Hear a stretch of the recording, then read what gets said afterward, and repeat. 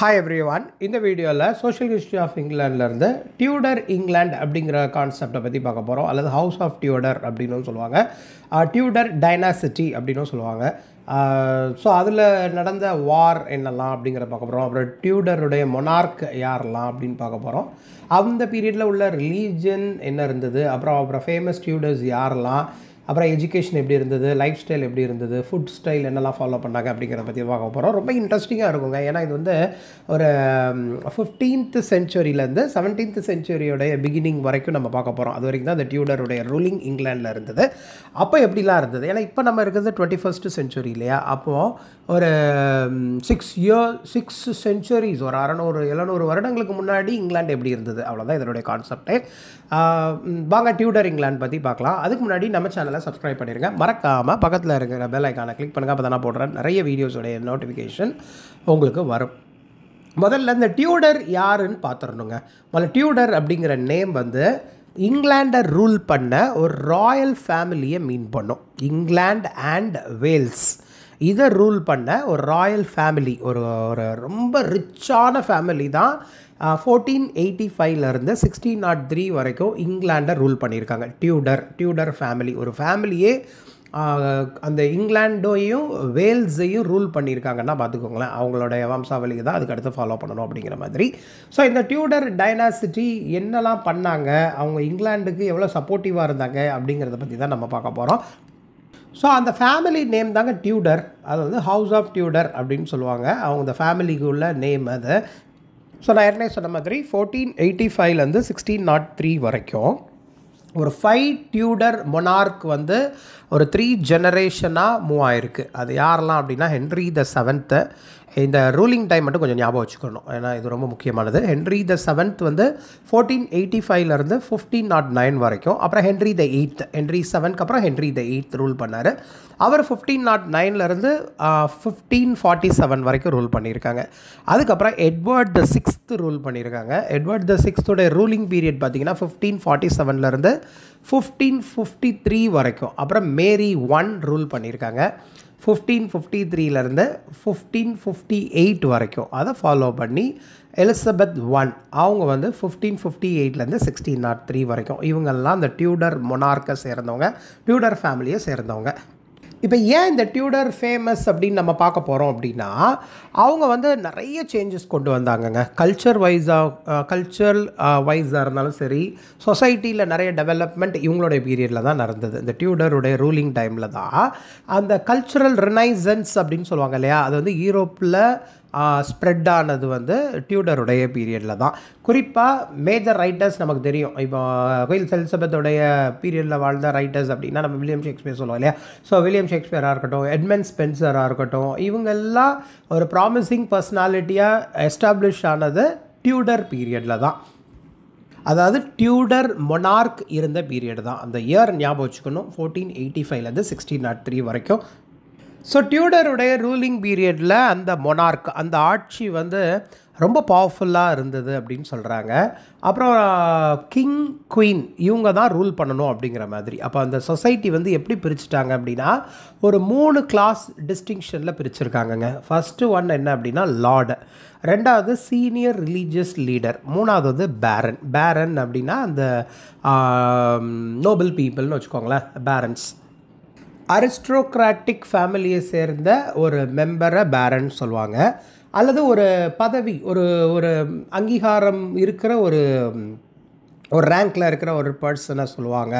இவங்கள பேரன் அப்படின்னு சொல்லுவாங்க. பேரனுடைய லேடியை வந்து பேரனஸ் அப்படின்னு சொல்லுவாங்க. எப்படி கிங்கை வந்து குயின் சொல்கிறாங்க, கிங்குடைய பேரை வந்து குயின் சொல்கிறாங்க இல்லையா, அது மாதிரி பேரனஸ். ஸோ இவங்க வந்து ஒரு ஹை ரேங்க்டு பீப்புளுங்க. இப்போது பேரனுக்கு வந்து சில லேண்ட்லாம் உண்டுங்க. அவங்களுடைய லேண்டில் தான் த பெசன்ட்ஸ், அப்புறம் அவங்க மர்ச்சன்ட்ஸ் இவங்கெல்லாம் ஒர்க் பண்ணுவாங்க. ஸோ இவ்வளோ தான் class distinction. Lord major first one, அப்புறம் ரிலீஜியஸ் லீடர்ஸ் ரெண்டாவது 2 வகைங்கிற மாதிரியும் பேரன் அப்படிங்கிற மாதிரி தான் ஸ்ப்ளிட் பண்ணியிருப்பாங்க. இதுக்கு முன்னாடி நம்ம தெரிஞ்சிக்க வேண்டிய விஷயங்கள் என்ன அப்படின்னா, 1485ல் தான் நம்ம டியூடர் வந்து ரூலிங்க்கு வந்தாங்க அப்படின்னு சொன்னேன் இல்லையா, 1485லேருந்து 1603 வரைக்கும். அதுக்கு முன்னாடி ஒரு 30 வருஷமாக 1455லேருந்து 1485 வரைக்கும் ஒரு 2 ஃபேமிலிங்க. அவங்க வந்து த யார்க், அதுக்கப்புறம் லான்காஸ்டர்ஸ் அப்படின்னு சொல்கிறாங்க.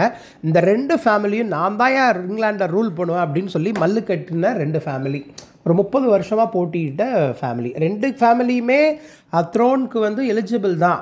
பட் அவங்களுக்குள்ளே நடந்த கான்ஃப்ளிக்டை வந்து வார் ஆஃப் ரோசஸ் அப்படின்னு சொல்லுவாங்க. இதில் இந்த வார் ஆஃப் ரோசஸ் அப்படிங்கிற கான்செப்ட் கூட ரொம்பவே இம்பார்ட்டன்ட்ங்க. ஏன்னா சோஷியலிஸ்ட் ஆஃப் இங்கிலாண்டில் அதை கேட்பாங்க, வார் ஆஃப் ரோசஸ் அப்படின்னா என்ன அப்படின்னு கேட்பாங்க. இந்த வார் ஆஃப் ரோசஸ் அப்படிங்கிறது ஒரு சிவில் வார் மாதிரி, அவங்களுக்குள்ளே நடந்த ஒரு சிவில், யார் த்ரோனை கேப்சர் பண்ண போகிறா அப்படின்னு சொல்லிட்டு நடந்த Lancaster, house of Lancaster and house of York, இவங்களுக்குள்ளே நடந்த ஒரு வார் தாங்க அது. ஸோ இதில் இன்னொரு இன்ட்ரெஸ்டிங்கான எலமெண்ட் நம்ம பார்க்கணும் அப்படின்னா, இப்போது இந்த வார் ஆஃப் ரோசஸ் இருக்கு இல்லையா, இந்த சண்டை போட்ட டைம் 2மே ரோஸ் ஃபேமிலியை சேர்ந்தவங்க தான். ஸோ அதில் வந்து இந்த ஹவுஸ் ஆஃப் லான்காஸ்டர் இருக்காங்க இல்லையா, அவங்க வந்து ரெட் ரோஸை சிம்பிளாக வச்சுருந்ததாகவும், ஹவுஸ் ஆஃப் யார்க்கு வந்து ஒயிட் ரோஸை அவங்களுடைய எம்ப்ளமாக வச்சுருந்தாங்க அப்படின்னு சொல்கிறாங்க. ஸோ 2 இப்போது ஒரு பவருக்கு வர வேண்டிய பொலிட்டிக்கல் பார்ட்டி 2 பார்ட்டி அடிச்சுக்குவாங்க, கடைசியில் ஏதாவது ஒன்று தான் வரும் இல்லையா. அந்த மாதிரி இவங்க வந்து ஒரு 30 இயர்ஸாக ஹவுஸ் ஆஃப் யார்க்கா ஹவுஸ் ஆஃப் லான்காஸ்டரா யார் வரணும் அப்படிங்கிற அந்த ஃபைட், அந்த சிவில் வார் இங்கிலாண்டில் ஸ்ப்ரெட் ஆகிருந்த ஒரு மொமெண்ட்டு. ஸோ 2 பேருமே ரோஸை எம்ப்ளமாக வச்சுருந்தனால வார் ஆஃப் த ரோசஸ் அப்படிங்கிற மாதிரி அவங்க அந்த சண்டையை வந்து சொல்ல நினச்சாங்க. அதனால் ஒரு 10 பேட்டில், ஒரு மேஜர் பேட்டில் வந்து நடந்ததுங்க. இது வந்து மேஜர் பேட்டில் 10. அது போக நிறைய சின்ன சின்ன கான்ஃப்ளிக்ட் நடந்துக்கிட்டே தான் இருந்தது ஒரு 30 வருஷமாக. குறிப்பாக ஆகஸ்ட் 2, 1485 லெய்செஸ்டர் ஷயரில் வந்து ஒரு வில்லேஜ் இருக்குது, அதனோட நேம் வந்து பாஸ்வர்த் அப்படின்னு சொல்லிட்டு, அதில் நடந்த ஒரு பேட்டில். அதில் என்ன கான்செப்ட் அப்படின்னா, லான்காஸ்ட்ரியன்ஸை லீட் பண்ணது யார் அப்படின்னா ஹென்ரி டியூடர். அவர் வந்து யார்கிஸ்ட் கிங்கான ரிச்சர்ட் 3 வந்து டிஃபீட் பண்ணிட்டார். ஸோ லான்காஸ்ட்ரியன்ஸ் வெர்சஸ் யார்கிஸ்ட் அப்படின்னா, லான்காஸ்ட்ரியன்ஸ், அதாவது இந்த லான்காஸ்டர்னு சொன்னேன் இல்லையா, ஹவுஸ் ஆஃப் லான்காஸ்டர், அவங்கள லீட் பண்ணது ஹென்ரி டியூடர். அவர் வந்து நம்ம ரிச்சர்ட் 3, யார்கிஸ்டுடைய கிங்கான ரிச்சர்ட் 3 டிஃபீட் பண்ணிட்டார். இது வந்து வார் ஆஃப் ரோசஸ் அப்படிங்கிற ஒரு கான்செப்ட்டுங்க. அதுக்கப்புறம் இப்போ டிஃபீட் பண்ணிட்டார் இல்லையா, அப்போ யார் ஆட்டோமேட்டிக்காக வரப்போகிறா, ஹென்ரி த 7. ஹென்ரி டியூடர் இங்கிலாண்டுடைய க்ரௌன் எடுக்கிற கிங்காக ஆகிறாரு. ஸோ ஹென்ரி த 7 அப்படின்னு சொல்கிறாங்க. இவர் தான் அந்த டியூடர் டைனாசிட்டியை பிகின் பண்ணுறாரு. அப்புறம் 1486 ஹென்ரி வந்து எலிசபெத் ஆஃப் யார்க் அப்படிங்கிறவங்கள அவங்க மேரேஜ் பண்ணுறாங்க. இப்போ அந்த மேரேஜ், அதாவது யார்க் ஃபேமிலியை சேர்ந்து எலிசபெத்தை மேரேஜ் பண்ணிடுறாங்க இல்லையா டியூடர் ஹென்ரி 7. அதனால் அந்த லான்காஸ்ட்ரியன்ஸும் யார்க்ஸும் ஒன்றிணைகிற மாதிரி ஆகுது. இந்த மேரேஜ் வந்து அவங்க 30 வருஷமாக இருந்த பகை வந்து ஒரு வழியாக முடிவு வருதுப்பா அப்படிங்கிற மாதிரி ஹென்ரி 7 வெட்டிங் நடந்துருது. அதை ஃபாலோ பண்ணி ஹென்ரி த 8. இப்போ ஹென்ரி 7 இறந்ததுக்கப்புறம் ஒரு, ஏன்னா அவரே வந்து ஒரு 24 வருஷம் த்ரோனில் இருந்திருப்பாருங்க, யார் ஹென்ரி த 7. அதுக்கப்புறம் அவர் இறந்து போயிருப்பார். இப்போ ஒரு இந்த க்ரௌன் வந்து யாருக்கு போகுது அப்படின்னா ஹென்ரி த 8. அவர் ஹென்ரி 7 இறக்கும் பொழுது ஹென்ரி த 8 வர போகிறார் இல்லையா, அவர் வந்து ஒரு 18 இயர் ஓல்டு சன். ஆனால் இதில் ட்விஸ்ட்டு என்னலான்னு பார்த்தீங்க அப்படின்னா, ஹென்ரி த 8க்கு 6 ஒய்ஃபுங்க. அந்த ஒய்ஃபுடைய லிஸ்ட்டு சொல்கிறேன் கேளுங்க. Catherine of Aragon, Anne Boleyn, Jane Seymour, அப்புறம் ஆன் ஆஃப் கிளவ்ஸ், அப்புறம் கேத்தரின் ஹாவர்ட், அப்புறம் கேத்தரின் பார். இந்த மாதிரி ஒரு, இது வந்து தெரிஞ்ச 8 லிஸ்ட்டில் இருந்து 8, இன்னும் நிறையவும் உண்டு. சரி தானே, அதை தான் சொல்லுவாங்க, அவருக்கு வந்து ஏகப்பட்ட ஒய்ஃப்ஸ் ஹென்ரி த 8க்கு. அவரை பற்றியே ஒரு ஹிஸ்ட்ரி இருக்குது, அவரை பற்றியே ஷேக்ஸ்பியர் கூட ஒரு பிளே எழுதியிருக்காரு. அதெல்லாம் படித்து பார்த்திங்கன்னா கொஞ்சம் இன்ட்ரெஸ்டிங்காக இருக்கும். இப்போ இந்த வீடியோவுக்கு கண்டினியூ பண்ணலாமே. இவருக்கு வந்து ஒரு 3 சில்ட்ரன், ஃபஸ்ட்டு ஒய்ஃப்க்கு பிறந்தவங்க. இப்போ ஒரு டர்ன் மாதிரி அடுத்த ஒவ்வொருத்தராக அந்த டர்ன் படி ரூல் பண்ணிக்கோங்க அப்படிங்கிற மாதிரி ஒரு கான்செப்ட் இருந்தது. இப்போது இதில் என்ன ட்விஸ்ட்டு நடந்திருக்கும் அப்படின்னா, ஹென்ரி த 8 வந்து ஒரு நியூ கான்செப்ட், நியூ பிலீஃப் கொண்டு வர்றாரு இங்கிலாண்டுக்கு. ஏன்னா இதில் வந்து ரோமன் கேத்தலிசம், அதாவது கேத்தலிசிசம்னு இருந்த ஃபெய்த்தை வந்து கம்ப்ளீட்டாக பிரேக் பண்ணிவிட்டு அவர் ப்ரொட்டஸ்டன்ட், அதாவது church of England, protestant church of England அப்படிங்கிற ஒரு விஷயத்தை கொண்டு வர்றாரு. இது வந்து இங்கிலாண்ட்லேயே மிகப்பெரிய ஒரு கன்ஃபியூஷனை கொண்டு ஆகுது. ஏன்னாப்பா இது வந்து கேத்தலிக் கண்ட்ரி தானே, குறிப்பாக இங்கிலாந்து மட்டும் இல்லாமல், ஏன்னா ரோமன் கேத்தலிசிசம் தான் ஃபாலோ பண்ணாங்க இங்கிலாண்டில். இப்போ இங்கே ஹென்றி த எய்த் ரூல் பண்ணதுன்னு பத்தாமல் இவன் வந்து என்ன ப்ரொட்டஸ்டன்ட்னு ஒரு புதுசாக ஏதோ ஒன்று கொண்டு வராரு, சர்ச் ஆஃப் இங்கிலாந்து அதுதான் பவர்ஃபுல் அப்படின்லாம் கொண்டு வராரு அப்படின்னு சொல்லிட்டு. ஸோ இது வந்து மித்த கண்ட்ரீஸ்க்கும் ஒரு கன்ஃபியூஷனை உண்டு வருது. இதே மாதிரி கேத்தலிசிசம்மை ஃபாலோ பண்ணுறது ஃப்ரான்ஸ், ஸ்பெயின், அவங்களுக்கே ஒரு டவுட் வருது, என்னது இது இங்கிலாந்து வந்து இந்த மாதிரி ப்ரொட்டஸ்டன்ட் ஏதோ புதுசாக ஒரு ரிலீஜனை ஃபாலோ பண்ணுறாங்களே அப்படின்னு சொல்லி அவங்க நினைக்கிறாங்க.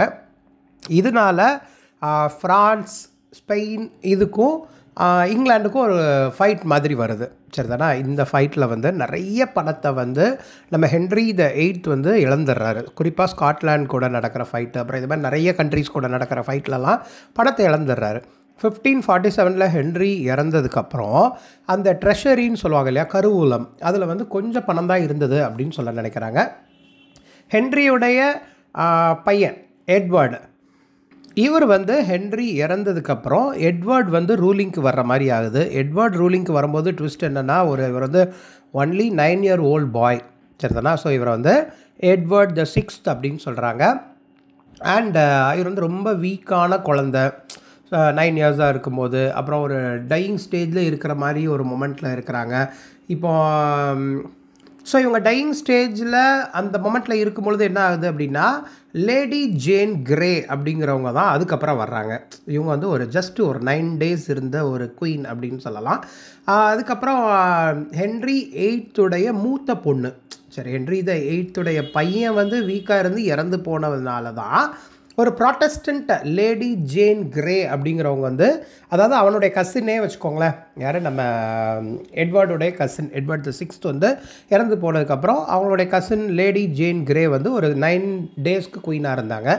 அதுக்கப்புறம் ஹென்றி த எய்த்துடைய மூத்த பொண்ணு மேரி வந்து, நான் வந்துக்கிறப்பா, ஏன்னா நான் வந்து ஒரு கேத்தலிசிசம் ஃபாலோ பண்ணுறேன், ஒரு கேத்தலிக் அப்படின்ட்டு அவங்க வந்துடுறாங்க. இப்போது இவங்க வந்து ஒரு 5 years ரூலிங்க. அந்த 5 years ரூலிங்லேயே மேரி த ஃபஸ்ட்டுக்கு என்ன பேர் தெரியுமா, பிளடி மேரி அப்படின்னு சொல்லிட்டு. ஏன்னா இவங்களுடைய ரூலிங் பார்த்திங்கன்னா அவ்வளோ ஸ்ட்ரிக்ட்டு. ஏன்னா இவங்க அப்பா வந்து கேத்தலிசிசமில் இருந்த இங்கிலாண்டை ப்ராட்டஸ்டண்ட்டாக மாற்றினாங்க இல்லையா. அப்போது அதில் நிறைய ப்ராட்டஸ்டன்ட்ஸ் வந்து மேரியுடைய ரூலிங்கில், ஏன்னா மேரி வந்து ஒரு கேத்தலிக், ஸோ மேரியோடைய ரூலிங்கில் ஏன் இவங்க வந்து பிளடி மேரி அப்படின்னு சொல்லி மக்கள் கூப்பிடுற அளவுக்கு ஆச்சு அப்படின்னா, ஒரு 300 ப்ரொட்டஸ்டன்ட்ஸை வந்து இவங்க வந்து மர்டர் பண்ணிட்டாங்க, சாகடிச்சாச்சு. அவங்க வந்து ப்ரொட்டஸ்டன்ட்ஸ், அவங்க ரிலீஜன் மாற இல்லை அப்படிங்கிற மாதிரி அவங்க அந்த விஷயத்தை பண்ணனால எங்களை பிளடி மேரி அப்படின்னு சொல்லிட்டாங்க. அதுக்கப்புறம் மேரி வந்து ஃப்ரான்ஸுடைய கிங் ஃபிலிப் த 2nd அப்படிங்கிறவங்க, ஏன்னா அவங்களும் ஒரு கேத்தலிக் தான். ஸோ மேரி வந்து ஃப்ரான்ஸ் கிங்கான ஃபிலிப் த 2nd 1554 மேரேஜ் பண்ணிக்கிறாங்க. அந்த கப்பலுக்கு குழந்தைங்களே கிடையாது. இது வரைக்கும் மேரி த 1st வந்தாச்சு இல்லையா. ஸோ மேரி த 1க்கு குழந்தை இல்லாததுனால அதுக்கடுத்து யார் வர்றாங்க அப்படின்னா, அவங்களுடைய ஹாஃப் சிஸ்டர் அப்படின்னு சொல்கிறாங்க, அவங்க வந்து எலிசபெத். ஏன்னா அவங்க 2 பேரும் கசின்ஸ் மாதிரிங்க. இப்போ ஸோ எலிசபெத் வந்து மேரியுடைய கசின். ஸோ அவங்க தான் ரூல் பண்ணுறாங்க இப்போ இங்கிலாண்டை. ரொம்ப பவர்ஃபுல் லேடி அவங்க ஆயிடுறாங்க. அப்புறம் இங்கிலாண்டை வந்து ஒரு பவர்ஃபுல் நேஷனாக அந்த யூரோப்பியன் காண்டினென்ட்டில் ஆயிடுது. அவங்க என்ன ட்ரேட் எல்லாமே வேறு கண்ட்ரீஸ், அந்த கலோனியலிசம்லாம் ஆகுது. இது நல்லா ஆர்ட், கல்ச்சர் எல்லாமே ஃப்ளரிஷ் ஆகுது குயின் எலிசபெத்துடைய பீரியடு. இவங்க தான் டூடர் டைனாசிட்டியோட லாஸ்ட் ரூலிங் இவங்க தான். சரிதானா? ஏன்னா இப்போ இவங்களுக்கு அப்போ யாரும் இல்லைங்கிற மாதிரி ஆயிடுச்சுங்க. ஏன்னா ஹென்றி த எய்த்துடைய 3 குழந்தைங்க இருந்தாங்க. அதில் வந்து பார்த்திங்கன்னா யாருமே திரும்ப கேப்சர் பண்ணுற மாதிரி அந்த த்ரோனுக்கு வர்ற மாதிரி இல்லை, யாருமே வரல. அதுக்கப்புறம் இருக்க குழந்தைங்க கூட யாருமே வரல. அப்போது எலிசபெத்க்கு அப்புறம் என்ன ஆகுது அப்படின்னா, அந்த த்ரோன் வந்து ஸ்காட்டிஷ் ஸ்டூவர்ட் டைனாசிட்டிக்கு போகுது. அதுக்கப்புறம் அவங்க ரூல் பண்ணுற மாதிரி வந்துடுது. இப்போது இந்த டியூடருடைய பீரியடில் ரிலீஜன் என்னலாம் அப்படின்னா, ஹென்ரி த 7 இருக்கும்போது இங்கிலாந்து வந்து கேத்தலிக்ஸ் தான். அப்போ வந்து ரோமில் இருக்கிற போப் வந்து கேத்தலிக் சர்ச்சுடைய ஹெட்டாக இருப்பார். அவருக்கு வந்து நிறைய பவர்ஸ் உண்டு. அவர் தான் அந்த எப்படின்னா அவருடைய பவர், அந்த ரோமில் இருக்கிற போப்புடைய பவர் எப்படின்னா, எப்படி ஒரு கண்ட்ரியில் இருக்க கிங் குவீன் இருக்காங்களோ அவங்கள விட கிரேட்டர் சில விஷயத்தில் பார்த்தீங்கன்னா அவங்கள விட ரொம்ப பவர்ஃபுல் இந்த ரோமில் இருக்கிற போப் அப்படிங்கிறத பிலீவ் பண்ணுறவங்க கேத்தலிக். அப்புறம் ஹென்ரி த 8 வந்தார் இல்லையா, இவருக்கு வந்து குழந்தை இல்லாதனால இவர் நிறைய மேரேஜ் பண்ணுறவர், அடுத்தடுத்து ஏதாவது மேல் அந்த ஆண் வாரிசுன்னு சொல்லுவாங்களே அதில், அதனால் நிறைய கல்யாணம் பண்ண நினச்சாரு. ஆனால் கேத்தலிசிசமில் ஒரு கல்யாணம் தான், இன்னும் நிறைய கல்யாணம் பண்ணக்கூடாது அப்படின்னு சொல்லிட்டு போப் சொன்னதை இவரால் ஏற்றுக்கொள்ள முடியாததுனால அவங்க நிறைய கல்யாணம் பண்ணுறதுக்காக அந்த ரிலீஜனே மாற்ற நினச்சவர்.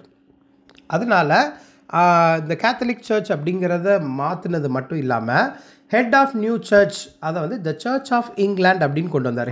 த சர்ச் ஆஃப் நியூ இங்கிலாந்து அப்படின்னா ரோமில் இருக்க போப்புக்கு பவர் கிடையாதுப்பா, இங்கிலாண்டை ரூல் பண்ணுற ஹென்ரி த 8க்கு தான் பவர் அப்படின்னு சொல்லிட்டு ஹென்ரி வந்து சீக்ரெட்டாக ஆனி பாலனை மேரேஜ் பண்ணிக்கிறாங்க. அதாவது கேத்ரின் ஆஃப் அரகன் அவங்களுடைய ஃபர்ஸ்ட் ஒய்ஃப் இருக்கும் பொழுதே ஆனி பாலனை வந்து அவங்க மேரேஜ் பண்ணிக்கிறாங்க. இது ஒரு இதனால தான் அந்த ப்ரொட்டஸ்டானிசம், ஏன்னா இந்த ஹென்ரி த 8உடைய ரூலிங் டைமில் தான் இங்கிலாண்டில் அந்த ப்ரொட்டஸ்டானிசம் அப்படிங்கிறது உருவாக ஆரம்பிச்சது. இப்போ அந்த ரிலீஜனில் நிறைய விஷயம் சேஞ்ச் ஆகலைனாலும் அந்த சர்ச்சுடைய ஹெட் நான் தான்ப்பா, போப்பெலாம் கிடையாது, நான் தான் எல்லாம், நான் எப்படி கிங்கோ அதே மாதிரி தான் அந்த ரிலீஜனில் சர்ச்சுடைய ஹெட்டும் நான் தான் அப்படிங்கிற மாதிரி நம்ம ஹென்ரி த 8 வந்து டிக்ளேர் பண்ண ஆரம்பித்தார். இது ஒரு பக்கம் இருக்கும்போது எட்வர்ட் த 6 த்ரோன் வரும் பொழுது இப்போது இந்த கேத்தலிக் ப்ரேயர் பண்ணுறது எல்லாமே இல்லீகல் அப்படிங்கிற மாதிரி டிக்ளேர் பண்ணாங்க கேத்தலிசம். ஏன்னா ப்ரொட்டஸ்டானிசம் ஸ்ப்ரெட் ஆகிட்டு இருக்கிற ஒரு டைமில் கேத்தலிசிசம் கூடாது, இப்போது கேத்தலிக் மாஸ் கூடாது அப்படின்னு சொல்ல நினச்சாங்க. அதுக்கப்புறம் வந்த மேரி வந்து ஒரு ஸ்ட்ராங் கேத்தலிக், அவங்க வந்து ரொம்ப தீவிரமான ஒரு கேத்தலிக். அவங்க குயின் ஆனதுக்கப்புறம் இந்த கண்ட்ரி, நான் இப்போ ரூல் பண்ணுறேன், இந்த கண்ட்ரி வந்து இருக்கிற மக்கள் எல்லாருமே கேத்தலிக்காக தான் இருக்கணுமே தவிர யாருமே ப்ரொட்டஸ்டன்ஸாக இருக்கக்கூடாது அப்படின்னு சொல்கிறாங்க. அதுக்கப்புறம் குயின் எலிசபெத் க்ரௌன் பண்ணது, அதனால தான் அவங்கள பிளட்டி குயின் அப்படின்னு சொல்லுவாங்க. சரி, இப்போ அதுக்கப்புறம் மேரி த ஃபர்ஸ்ட்க்கு அப்புறம் யார் ரூல் பண்ணா அப்படின்னா குயின் எலிசபெத் தான். இப்போது இவங்க வந்து எல்லா விஷயத்தையும் தெரிஞ்சுக்கிறாங்க. ஏன்னா இவ்வளோ ப்ராப்ளமாக இந்த நாட்டில் எல்லாமே ஒன்று தான்ப்பா, இங்கிலாந்து யுனைட்டடாக இருக்கணும், அதனால் எதுனாலும் ஓகே தான் அப்படின்னு சொல்லி டிக்ளேர் பண்ணதுக்கப்புறம் தான் அந்த பீஸ் வந்து ஸ்ப்ரெட் ஆச்சுங்க. அப்புறம் ஏன்னா இவங்களும் ஒரு ப்ரொட்டஸ்டன்ட் தான், ஸோ அதனால் கேத்தலிக்ஸும் இருக்கட்டும், அவங்களோட ரிலீஜனை அவங்கவுங்க பார்த்துக்கோங்க, நீங்கள் வந்து ஃபாலோ பண்ணிக்கோங்க அப்படின்னு சொல்லி இந்த இதுக்கெல்லாமே ஒரு முற்றுப்புள்ளி வச்சது குயின் எலிசபெத்து தான். இதில் முக்கியமான பர்சனாலிட்டிஸ் டியூடர் ரூலிங்கில் யாரெல்லாம் அப்படின்னா, எலிசபெத் பீரியடில் வாழ்ந்த ஒரு அட்வென்ச்சரர் சார் ஃப்ரான்சிஸ் ட்ரேக் அப்படிங்கிறவர். ஏன்னா இவர் தான் first English man all around the world sail பண்ணவர். இப்போ இன்னொரு முக்கியமான எலமெண்ட் த சார் ஃப்ரான்சிஸ் ட்ரேக்கை பற்றி சொல்லணும் அப்படின்னா, இங்கிலாந்து வந்து த ஸ்பானிஷ் அர்மடாவை வின் பண்ணது 1588 இவருடைய ரோல் ரொம்பவே இம்பார்ட்டண்ட்டாக பார்க்கப்படுது. இது நம்பர் 1 ஃப்ரான்சிஸ் ட்ரேக். ரெண்டாவது முக்கியமான பர்சனாலிட்டி நம்ம ஷேக்ஸ்பியர் தாங்க. இது போக சொல்லணும் அப்படின்னா கிறிஸ்டோஃபர் மார்லோ, ஜான் வெப்ஸ்டர்லாம் சொல்லலாம். அப்புறம் தாமஸ் கிராம்வெல் அப்படிங்கிற ஒரு லாயர் ரொம்பவே ஃபேமஸ். ஏன்னா ஹென்ரி 8உடைய அட்வைசராக அவர் இருந்திருப்பார். கார்டினல் ஓல்சே அப்படின்னு சொல்லிட்டு ஹென்ரி த 8க்கு இருந்த ஃபர்ஸ்ட் அட்வைசர் இறந்ததுக்கப்புறம் தாமஸ் கிராம்வெல் ஒரு முக்கியமான ஒரு பர்சனாலிட்டியாக கன்சிடர் பண்ணப்படுறார் ஹிஸ்ட்ரியில். ஏன்னா அவர் வந்து நிறைய பார்லிமெண்ட் ரிலேட்டடான ஆக்டை ஹென்ரிக்கு ஹெல்ப் பண்ணார். அதனால தான் ஹென்ரி வந்து சர்ச் ஆஃப் இங்கிலாண்டுடைய ஹெட்டாக டிக்ளேர் பண்ணப்பட்டார். அவரே பண்ணிக்குவார், நான் தான் ஹெட்டு, நான் தான் இங்கே கிங்கு, நான் தான் சர்ச்சுடைய ஹெட்டும் நான் தான் அப்படின்னு சொல்லிட்டு அவரே டிக்ளேர் பண்ணதுக்கு அந்த லாயர், அந்த ஸ்டேட்ஸ்மேன் தாமஸ் கிராம்வெல் வந்து ரொம்பவே சப்போர்ட் பண்ணியிருக்காரு. இது போக இன்னொரு முக்கியமான பர்சனாலிட்டி அப்படின்னா தாமஸ் மூர். இவர் வந்து ஒரு ரெஸ்பெக்டட் ஸ்காலர், ஹென்ரி 8உடைய லார்ட் சான்சலர். இவர் ஒரு முக்கியமான பர்சனாலிட்டி. அண்ட் இவங்களோட லைஃப் ஸ்டைலை பெயிண்டிங்காக வரையப்படணும் அப்படின்னு சொல்லிட்டு ஹென்ரி த எயித் ஆசைப்பட்டதுனால அவங்களுடைய போர்ட்ரைட்டை வரைஞ்ச ஜெர்மன் ஆர்டிஸ்ட் ரொம்பவே ஃபேமஸ். ஏன்னா இந்த இம்சேரசனில் சொல்கிற மாதிரி தான், இதுக்கப்புறம் வர்ற சந்ததியினருக்கு இதை பற்றி தெரியவா போகுது, நீ வாட்டுக்கு வேற அப்படின்னு சொல்லுவான் இல்லையா. அதே மாதிரி ஹென்ரி த எயித்தோட இன்ட்ரெஸ்ட் என்ன அப்படின்னா, அந்த ஃபேமிலி போர்ட்ரைட் ரொம்ப ராயலாக ரிச் லுக்கிங்காக வரையணும் அப்படிங்கிறதுக்காக ஜெர்மன் ஆர்டிஸ்டான ஹான்ஸ் ஹால்பைன் அப்படிங்கிறவரை இங்கிலாந்து கோர்ட்டுக்கு பர்மனெண்ட்டாக கூட்டு வந்து அந்த ராயல் போர்ட்ரேட்லாம் வரைய வச்சாங்க. அது வந்து 1530s நடந்திருக்குன்னு சொல்கிறாங்க. இப்போ இந்த டியூடர் ஃபேமிலி அப்படின்னு பார்த்தோம் இல்லையா, டியூடர் இங்கிலாந்து அவங்கெல்லாம் எப்படின்னா ஒரு ஜாயிண்ட் ஃபேமிலி மாதிரி தாங்க லைஃப்பை லீட் பண்ணியிருப்பாங்க. அவங்களோட லைஃப் ஸ்டைலை பார்த்திங்கன்னா எல்லாருமே அவங்க கூட வந்திருப்பாங்க. அங்கிள், ஆண்ட், கிராண்ட் பேரண்ட்ஸ், அப்புறம் பிரதர்ஸ், சிஸ்டர்ஸ். அவங்களுடைய லைஃப் ஸ்டைல், அவங்க லைஃப் லிவிங் அந்த ஸ்பேன் பார்த்திங்கன்னா எல்லாருமே 40 இயர்ஸ்க்கு மேலே வாழ்ந்தது மாதிரி தான். ஆனால் அவங்க வந்து இந்த மேஜராக இறந்த கிங் குவீன்லாம் சொல்கிறேன் இல்லையா, அவங்கெல்லாம் ஒரு 40 இயர்ஸை தாண்டி வாழ்ந்தது இல்லைங்கிறதையும் சொல்கிறாங்க. அவங்கெல்லாம் அவ்வளோதான், அந்த 40 இயர்ஸ்க்குள்ளே அவங்க லைஃப்பெல்லாம் முடிச்சுக்கிட்டாங்க அப்படின்னு சொல்கிறாங்க. ஏன்னா அவங்க நிறைய பேரோட வாழ்ந்துருந்தாலும், அவங்க ஃபேமிலிஸ் நிறைய பெரிய ஃபேமிலியாக, டியூடர் ஃபேமிலியே பெரிய ஃபேமிலியாக இருந்தாலும், டுகெதராக வாழ்ந்துருந்தாலும் அவங்க வந்து எல்லாம் இந்த மோஸ்ட் ஆஃப் த பீப்புள் அப்படின்னா இந்த ஹிஸ்ட்ரியில் சொல்லப்பட்ட இம்பார்ட்டன்ட் பீப்புளெலாம் 40 வயசை தாண்டது கிடையாதுப்பா அப்படின்னு சொல்கிறாங்க. ஸோ அவங்களுடைய லைஃப் ஸ்டைல் டியூடர் ஃபேமிலியை பொறுத்தளவில் அந்த மேரேஜ் ஏஜ்லாம் பார்த்திங்கன்னா பாய்ஸ்க்கு 14, கேர்ள்ஸ்க்கு 12. இது ஒரு முக்கியமான பாயிண்ட்டு. அப்புறம் குட்டீஸ்லாம் நிறைய அந்த டிசீஸ், அப்புறம் இந்த அப்போல்லாம் வந்து இந்த மெடிக்கல் அட்வான்ஸ்மெண்ட்ஸ்லாம் கிடையாது. ஸோ சின்ன வயசுலேயே வந்து அந்த இன்ஃபேன்சி ஸ்டேஜு, அப்புறம் 1 இயர் ஓல்டுக்கு முன்னாடியும் நிறைய குழந்தைங்க வந்து அந்த இறந்துருக்காங்க அப்படிங்கிறதையும் சொல்கிறாங்க. இப்போ எஜுகேஷன் வைஸ் பார்த்திங்கன்னா ஸ்ட்ரிக்ட் டிசிப்ளினராக வளர்க்கப்படுறாங்க.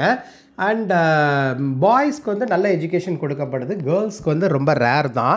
அப்புறம் 7 இயர்ஸ் ஆனதுக்கப்புறம் என்னென்னா அந்த பாய்ஸ் வந்து ஸ்கூல் எஜுகேஷன் முடிச்சுட்டு 7 இயர்ஸ் ஆயிடுச்சு அப்படின்னா ஸ்கூல் விட்டுட்டு அவங்க வந்து ட்ரேட், அந்த வாணிபம் கற்றுக்கணும் அப்படிங்கிறது தான் அவங்களுடைய ஐடியாலஜி எஜுகேஷன் கான்செப்டில் டியூடருடைய பீரியடில். அந்த அவர் சொன்ன இல்லையா, ஒரு 3 ஜெனரேஷன்ஸாக அவங்களுடைய லைஃப் ஸ்டைல் இப்படி தான் இருந்திருக்கு. அதுக்கப்புறம் கேர்ள்ஸோடைய லைஃப் ஸ்டைல் என்ன அப்படின்னா, வீட்டில் சமையல் பண்ணணும், வீட்டை க்ளீன் பண்ணி பார்க்கணும், அப்புறம் வந்து அப்புறம் வீட்டு வேலைகளை பார்த்துக்கணும், மெயின்டைன் பண்ணணும். அதுதான் அவங்களோட இது. ஒரு 118 இயர்ஸ் இங்கிலாண்டை ரூல் பண்ணது டியூடர் ஃபேமிலி தான். ஸோ அதனால தான் இந்த டியூடர் பீரியட் அப்படின்னு சொல்கிறாங்க. அண்ட் ஸோ ட்ரெஸ்ஸிங்கில் கூட வெரைட்டிஸ் காட்ட ஆரம்பித்தாங்கங்க. புவர் மென்னுடைய ட்ரெஸ்ஸிங், அப்புறம் ரிச் பீப்புள், நோபல்ஸ், ராயல்ஸ் அவங்களுடைய ட்ரெஸ்ஸிங்லாம் பார்த்திங்கன்னா டமாஸ்க், அப்புறம் வெல்வெட் இதை யூஸ் பண்ணுறது. அப்புறம் அவங்களுடைய ராயல் பீப்புள் மட்டும்தான் கிளாத்தில் வந்து கோல்டு ஆர் சில்வர் இருக்கிற மாதிரி வேர் பண்ணுவாங்க அப்படிங்கிறதும் தெரிய வந்தது. அண்ட் பர்பிள் கலர் யூஸ் பண்ணுறதும் இது வந்து ராயல்ட்டியை மீன் பண்ணுது. அவங்க ஃபேஷனபிள் அந்த டியூடர் டைமில் அந்த கலர் பர்பிள் வந்து எதை மீன் பண்ணும் அப்படின்னா ராயல் பீப்புள் அப்படிங்கிறத மீன் பண்ண நினைக்குது. அப்புறம் அவங்களுடைய ஃபுட்டு ஸ்டைல்லாம் பார்த்திங்கன்னா மீட், அப்புறம் போர், அப்புறம் deer, rabbit, sheep, goat, peacock, pigeon, blackbird இதெல்லாமே வெல்த்தி பீப்புள் சாப்பிடுவாங்க அப்படின்னும். ஆர்டினரி பீப்புள் ஃப்ரூட்ஸ், வெஜிடபிள்ஸ் தான். ரிச் பீப்புள் வந்து அதாவது வெல்த்தி, ரிச் 2 கேட்டகரி காட்டுறாங்க பாருங்களேன். வெல்த்தி அப்படின்னா ரிச்சை விட அந்த ராயல் பீப்புள்னு சொல்கிறது. ஸோ ரிச் பீப்புள் வந்து ஒயிட் பிரெட், அப்புறம் புவர் பீப்புள் வந்து dark brown or black bread சாப்பிட்றாங்கன்னு சொல்கிறாங்க. அண்ட் எல்லா குழந்தைகளுமே ஈவன் சில்ட்ரன் பியர் குடிப்பாங்க. அண்ட் புது ஃபுட் ஐட்டம்ஸ் வந்து இங்கிலாண்டில் இன்ட்ரடியூஸ் பண்ணப்பட்டது டியூடர் பீரியடில் தான். அண்ட் வெஜிடபிள்ஸ் லைக் பொட்டேட்டோஸ், அப்புறம் சாக்லேட்ஸ், பீனட்ஸ், பெப்பர்ஸ், டர்க்கி இதெல்லாமே ஃபுட் லிஸ்ட்டில் ஆட் பண்ணப்பட்டது டியூடர் பீரியடில் தான் அப்படிங்கிறதையும் சொல்கிறாங்க. அப்புறம் டியூடர் பீரியடில் கொடுக்கப்பட்ட பனிஷ்மெண்ட்ஸ்லாம் பார்த்திங்கன்னா பிஹெட்டிங், அதாவது ஆக்ஸை வச்சு தலையை துண்டு பண்ணுறது, அப்படி தலையை சாப் பண்ணி அப்படியே அது அந்த லண்டன் பிரிட்ஜில் தொங்க விட்ருவாங்கங்க. அந்த மாதிரிலாம் அப்படி பயமுறுத்துகிற மாதிரியான ஒரு பனிஷ்மெண்ட்லாம் கொடுக்கப்படுது. அப்புறம் ஒரு டக்கிங் ஸ்டூல் அப்படின்னு சொல்லிட்டு டியூடர் பனிஷ்மெண்ட்டில் இது ஒரு பேட்டர்ன். இது வந்து விமென்க்கு கொடுக்கப்படுறது. அவங்கள வந்து விச்சஸ் அப்படிங்கிற மாதிரி இவங்கள வந்து அவங்க வந்து கல்லை கத்தி தண்ணிக்குள்ளே விடுற மாதிரிங்க. இது தண்ணியில் மூழ்க விட்டுருவாங்க. அவங்க மிதந்தாங்க அப்படின்னா அவங்க வந்து ஒரு எந்த ஒரு தப்பு பண்ணியிருக்காங்க அப்படிங்கிற மாதிரி. அதே தான் அவங்க மூழ்கிட்டே போகிறாங்க அப்படின்னா அவங்க வந்து இன்னசென்ட் அப்படிங்கிற மாதிரி ஒரு பிலீஃப். டக்கிங் ஸ்டூல் அப்படின்னு சொல்லிட்டு ஒரு கான்செப்ட்டு. ஆனால் அப்படி மூழ்கிட்டு போகிறவங்க இன்னசென்ட்டாக இருந்தாலும் அவங்க இறந்து போயிடுவாங்க இல்லையா? ஸோ இது ஒரு பனிஷ்மெண்ட் மாதிரி பார்க்கப்பட்டுச்சு. அப்புறம் ஹேங்கிங், இது வந்து நோபல் மென்க்கு கொடுக்கப்படுற பனிஷ்மெண்ட், ஹேங் பண்ணுறது. அப்புறம் பிராண்டிங் எப்படின்னா உடம்புல வந்து இந்த பச்சை குத்துற மாதிரி ஒரு ஹாட் அயனை வச்சுட்டு அப்படின்னு சொல்லிட்டு அவங்களுடைய பாடியில், அதாவது இவங்க வந்து மர்டர் பண்ணியிருக்காங்க, ஒருத்தவர் மர்டர் பண்ணிட்டாங்க அப்படின்னா அவங்களுக்கு வந்து பிராண்டிங் பனிஷ்மெண்ட் கொடுக்கப்படுது.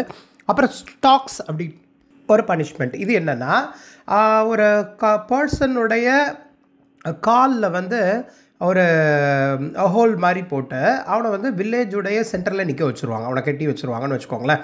ஒரு ஹோல் போட்டு அவனை நிற்க வச்சிடுறது. அப்புறம் வில்லேஜில் இருக்கிற பீப்புள் அல்லது அந்த பிளேஸில் இருக்கிற பீப்புளெலாம் அவனை சொல்லி நக்கல் பண்ணி சிரிக்க நினைக்கிறது. இது ஒரு பனிஷ்மெண்ட்டாக பார்க்கப்பட்டுச்சுங்க. இதெல்லாமே டியூடருடைய பனிஷ்மெண்ட், அந்த பீரியடில் நடந்த பனிஷ்மெண்ட்ஸ். ஸோ அதனாலே டியூடர் பீரியடில் பனிஷ்மெண்ட் ரொம்ப, அதாவது க்ரைம் பண்ணதுக்காக பனிஷ்மெண்ட் வந்து ரொம்ப ஹார்ஷாக பார்க்கப்பட்டுச்சு. இப்போ இவன் வந்து க்ரைம் பண்ணியிருக்கான் அப்படிங்கிற மாதிரி ஃபைண்ட் அவுட் பண்ணாலே அவனுக்கு பனிஷ்மெண்ட் தான். குறிப்பாக ஹென்ரி த 8th ரூலிங்கில் மட்டுமே 70,000 பீப்புள் வந்து ஹேங் பண்ணப்பட்டிருக்காங்க. அண்ட் அப்புறம் யாரே சொன்ன மாதிரி பொட்டேட்டோஸ், அதுக்கப்புறம் இந்த சுகர், இதெல்லாமே டியூடர் பீரியடில் தான் ரொம்ப பாப்புலர். ஸோ இந்த வீடியோவில் நம்ம பார்த்தது டியூடர்ஸ் யார், டியூடர்ஸோடைய மொனார்க் எதெல்லாம், ஒரு 66 ரூலர்ஸ் யாரெல்லாம், அப்புறம் அவங்க பீரியடில் வாழ்ந்த இம்பார்ட்டண்ட் ரைட்டர்ஸ், இம்பார்ட்டண்ட் பர்சனாலிட்டிஸ் யாரெல்லாங்கிறத பற்றி பார்த்துருக்கோம். அப்புறம் இன்ட்ரெஸ்டிங் ஃபேக்ட்ஸாக சில அட்மைரபிள் கான்செப்ட்ஸ் நம்ம பார்த்துருக்கோம் இந்த வீடியோவில். ஸோ இதுதான் சோஷியல் ஹிஸ்ட்ரி ஆஃப் இங்கிலாண்ட்லேருந்து டியூடர் இங்கிலாந்து அப்படிங்கிற கான்செப்டோடைய சம்மரி. ஸோ இந்த மாதிரி இங்கிலீஷ் லிட்ரேச்சர் ரிலேட்டட் வீடியோஸ் நிறைய பார்க்குறதுக்கு நம்ம சேனலை சப்ஸ்கிரைப் பண்ணிடுங்க. மறக்காம பக்கத்தில் இருக்கிற பெல் ஐகானை கிளிக் பண்ணுங்கள். அப்போ தான் நான் போடுற நிறைய வீடியோஸ் நோட்டிஃபிகேஷன் உங்களுக்கு வரும். தேங்க்யூ.